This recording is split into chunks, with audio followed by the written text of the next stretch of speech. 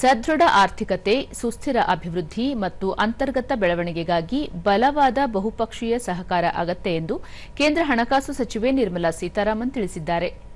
ದೆಹಲಿಯಲ್ಲಿ ನಡೆದ ಬೆಳವಣಿಗೆಗಾಗಿ ಜಾಗತಿಕ ಸಂಗಮ ಶೃಂಗಸಭೆಯನ್ನುದ್ದೇಶಿಸಿ ವರ್ಚುವಲ್ ಮೂಲಕ ಮಾತನಾಡಿದ ಅವರು, ಜಾಗತಿಕ ಸಂಘರ್ಷ ಹಾಗೂ ಅನಿಶ್ಚಿತತೆಯ ಪರಿಣಾಮಗಳು ಅಭಿವೃದ್ಧಿಶೀಲ ರಾಷ್ಟ್ರಗಳು ಮತ್ತು ಜಾಗತಿಕ ದಕ್ಷಿಣ ರಾಷ್ಟ್ರಗಳ ಮೇಲೆ ಪ್ರಭಾವ ಬೀರುತ್ತಿವೆ.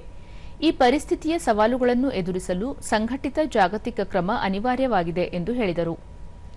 ಭಾರತದ ಆರ್ಥಿಕ ಪ್ರಗತಿ ಕುರಿತು ಉಲ್ಲೇಖಿಸಿದ ಸಚಿವರು, ದೇಶದ ಬೆಳವಣಿಗೆಯು ಪ್ರಮುಖವಾಗಿ ದೇಶೀಯ ಬೇಡಿಕೆಯಿಂದ ಪ್ರೇರಿತವಾಗಿದೆ.